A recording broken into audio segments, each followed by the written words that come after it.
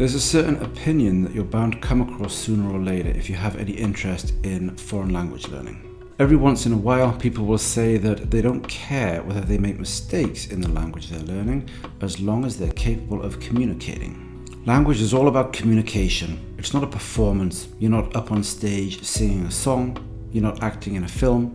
If it's not a performance, then making grammatical mistakes, lexical mistakes, mispronouncing things, it's not that important. The only truly important thing is whether or not you can get your meaning across. Now, of course, it goes without saying that people are entitled to their opinions, but I too am entitled to mine. And in my opinion, this position is complete and utter nonsense. It's certainly nonsense when it's directed at people who are serious language students, at people who seriously want to get good at the languages they're studying. If you want to get good at the language you're studying, it's crucial to bear in mind, and to always bear in mind, that speaking is always a performance. I'm performing right now. I'm speaking my own language, my native language, but I'm still performing. We all know people who speak well, who speak powerfully, who speak articulately, who speak in a funny, engaging, exciting fashion, even in their own language, in this case in English. Equally, we all know people who waffle, who speak incoherently, who can't finish a single sentence without shooting off at a tangent halfway through it. We all know people who are good at telling stories, entertaining people, amusing people, and people who are the exact opposite. This is all true in our own language, so don't kid yourself that it ceases to be the case when you start to speak some other language. If you're speaking a relatively exotic language whose native speakers are thrilled that any foreigner should be speaking it at all, then it may seem to be the case to you that simply being able to communicate to some extent in that foreign language is the most amazing thing in the history of the world. If, on the other hand, you're interested in building, creating, and maintaining socially meaningful relationships with people, you should bear in mind that human beings are always, whether they realize it or not, evaluating other human beings on the way they use language. The native speakers of a language are very, very sensitive to all sorts of different aspects, features of that language. And they're also very sensitive to more general considerations that don't lie in any one particular language. Wit, humor, storytelling ability, accuracy, accent, pronunciation, grammar, creativity, complexity. There are all sorts of things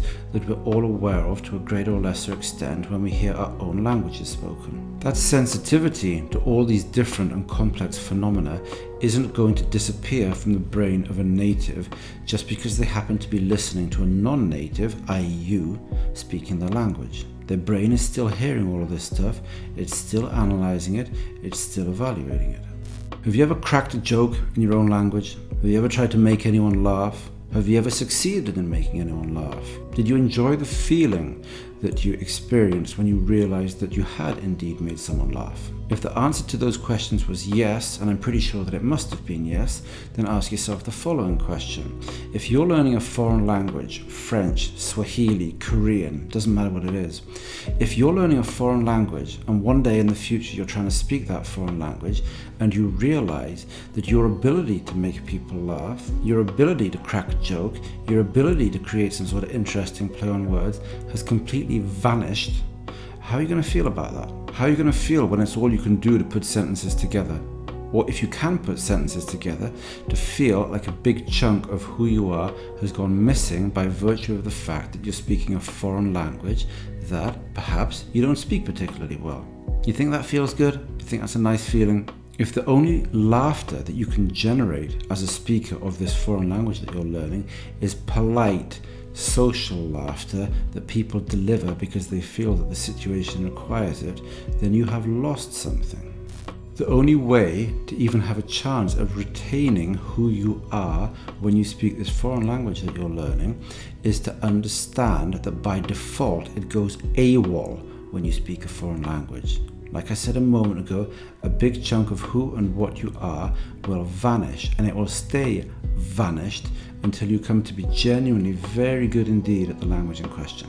In other words, the part of you that performs when you speak a language, most obviously your own, vanishes. What that means is that you have to recreate your ability to perform in this foreign language that you're learning, and that if you don't, you are never going to be yourself in that language. I teach English, and that means that I speak English to large numbers of people who are speaking it as a foreign language.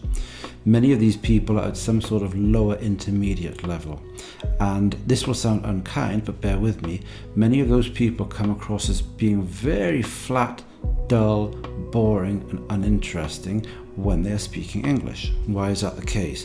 Well, undoubtedly some of them are not the most interesting people on earth anyway, but that's not the point that I want to make here. Like I said, many of these people are at a lower intermediate B1 type level, and that level is not up to the task of allowing your personality, the person you are, to shine through when you speak a foreign language. Now, if you want to say, and you can say in some foreign language, I went to the supermarket to buy some bananas, then that's fine. It's useful to be able to say things like that.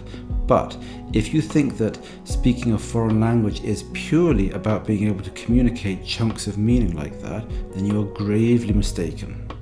I would say the most important thing, arguably, that you're communicating when you speak in a foreign language isn't any specific piece of information. It's you, the person that you are. You are trying to project the person that you are out across the void of space and into the mind of the native speaker that you are talking to. If you can't communicate you yourself, then you're missing something. It's okay to talk about going to the supermarket to buy some bananas, but that's something you might say only once. It's something you might never say.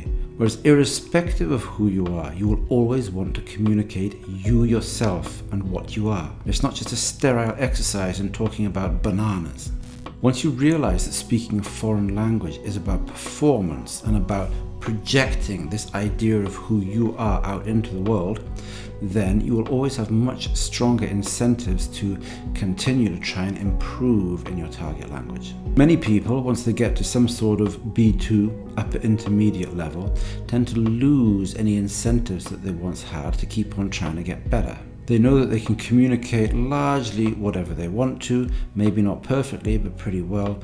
And they also know that when they stumble or get into trouble, the natives usually do a pretty good job of understanding them anyway. They can use a bit of body language, they can grunt, they can do whatever they want, and they can usually get their message across. So they stop studying. When you understand that speaking a foreign language is a performance, that it's performance and projection, you always have an incentive to improve. Every improvement, literally every improvement, will improve your performance. It'll improve your projection in the foreign language that you're studying. You as a human being will come across more purely, more truly, more accurately in my case, for example, Russian, every time I take a step forward with my Russian, however small that step may be. Every improvement helps without exception. Speaking a language and thinking that that act of speaking is purely about conveying information is a bit like singing a song and thinking that the only thing you need to convey to your audience is the identity of the song that you're singing. As long as my audience can tell that I'm singing Twinkle Twinkle Little Star, that's good enough. If I'm out of tune, doesn't matter. If my voice sounds horrible, doesn't matter. If I have no vibrato, if I've never even heard of vibrato, doesn't matter. As long as they can tell that I'm singing Twinkle Twinkle Little Star, that's it, that's all I need. But nobody wants to listen to people singing if that's the attitude they have towards singing. No one's going to enjoy your performance. No one's going to want to hear you sing. I said it a moment ago, but now I'm going to say it again. The most important thing that you communicate when you speak a foreign language is you. You are what you are communicating. You and what you think and what you feel. You have to put yourself across. You have to perform. I'm performing right now. This isn't the way I normally speak. I don't normally sit in front of a camera and speak into it like this, but I want to convey something to you. So I'm saying this in a certain type of way. I'm not just sitting here speaking like this. If I just spoke like this, you wouldn't want to listen to it. So I don't speak like that. I speak very differently, and that's what makes this a performance in a sense. Now, when you're in the early stages of learning a language, in the early stages of trying to speak a language, you're going to be struggling very seriously with producing even fairly simple sentences. In those early stages, it's very difficult to think of what you're doing as being any sort of performance. It just feels like some incredibly grueling, cognitive exercise. I know that, I understand it. But as you get a bit better, as you make a bit more progress, as you have a bit more space mentally to think when you're speaking, you've got to start thinking quite hard of the way you come across, the way you project when you speak your target language. You're always on display, you're always being evaluated, you're always being analysed. The natives may not be doing this consciously. Chances are they're not, but they're doing it, and they're building an impression of who and what you are. And their impression of who and what you are is going to be corrupted by your problems in your target language. So the fewer they are in number, the more truly and purely you as a person will come across in it.